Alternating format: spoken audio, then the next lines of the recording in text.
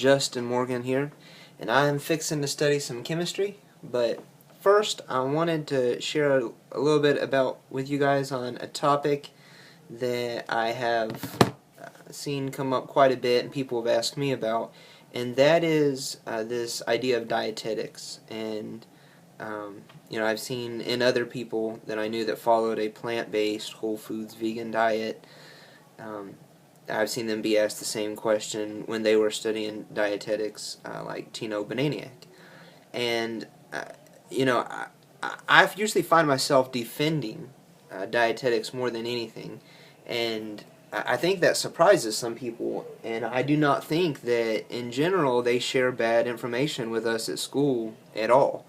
And here is an example that I want to use for calcium. I'm going to throw up a chart that is used at my school when we were learning, just some general calcium recommendations, and you guys can take a look at that. But if you see the top of the list there, more than 50% of the available calcium in cauliflower, watercress, Brussels sprouts, rutabaga, kale, mustard greens, bok choy, broccoli, and turnip greens is absorbable.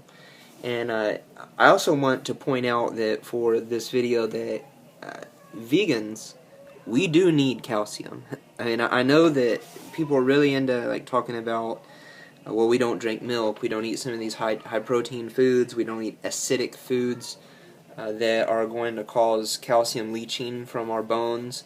Therefore, we don't need to eat calcium, and that is just not true. I will refer to Dr. Greger, and you can watch some of his videos on calcium, and you can go back and watch his videos it was a series he did, a lecture he did, and it was him talking. He gave myths about vegans and vegetarians, and one of them was that we don't need calcium. We do need calcium. It's just that the sources of calcium that we need are not milk. We do very well on some of these other, as you can see in the chart, some of these other sources of calcium much better. Now, exceptions to that would be, you see at the very bottom down there is spinach, rhubarb, and Swiss chard. Those foods, because of oxalates, are not very available. That doesn't mean that they don't have calcium in them, because they do, but they are not easily absorbed by humans. So that's when I talk about calcium. But that chart does a good job of showing some of these ideas that I want to mention for dietetics. And that is just that they share very accurate information. The doctors that a lot of us follow, like Dr. Greger, Dr. McDougall, Dr. T. Colin Campbell, Dr. Caldwell Esselstyn, they were educated in these public systems. It's not like they came up with some magical information. They know what they know because of public education systems in colleges. So when people say, "Oh, you're there," how do you feel about them teaching you all this false information? It must be really hard for you to go to school there. No, it's not. We spend a lot of time talking about chemistry. Not talking about. We go to chemistry class. That is a class that we take. When we go to our dietetics specific classes, a lot of them are very good classes. They're very well said. We don't talk necessarily about specific foods. We talk about the treatment of disease. Now, in some cases, I will say I do agree that it's not like that unanimously. When we talk about diabetes and some of these other chronic diseases, they have recommendations for treating those diseases, and diabetes is a very specific one where they recommend treating the symptom rather than the disease itself. And I like what Tino has said about that, and you should watch his videos if you haven't, where he kind of criticizes the dietetics field in general for treating like I said, the disease, the symptoms rather than the disease itself.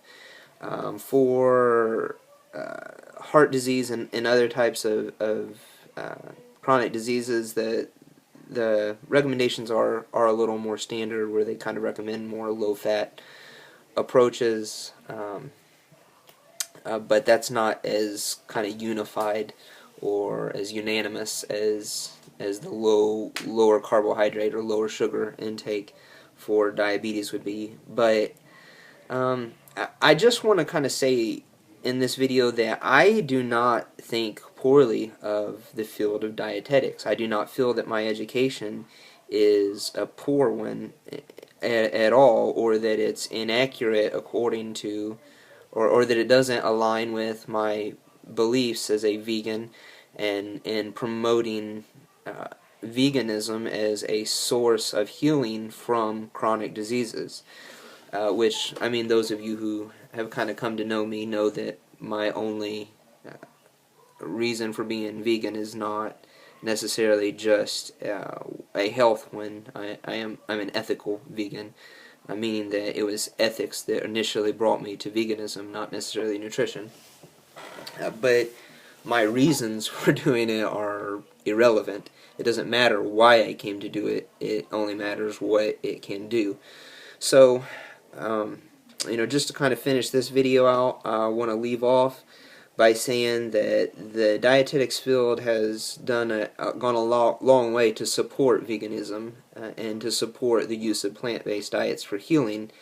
And despite that, big business and big companies that may have given financial aid to them, to the Academy of Nutrition and Dietetics, in order for them to support information that they said, that doesn't mean that they haven't also produced a great deal of very accurate and very helpful information in promoting veganism as a treatment and prevention of disease. So hopefully I'll have some more on that eventually, and I'll be able to give you guys good information as it comes to me. But if you guys have any questions specifically about dietetics and about my experience in being educated in dietetics, I'd be happy to answer them. But just know that I don't personally have the feeling, or it hasn't been my experience that dietetics was a poor field to study, or that we were being taught false information. We were being taught a very broad array of information, and some of it just wasn't as useful.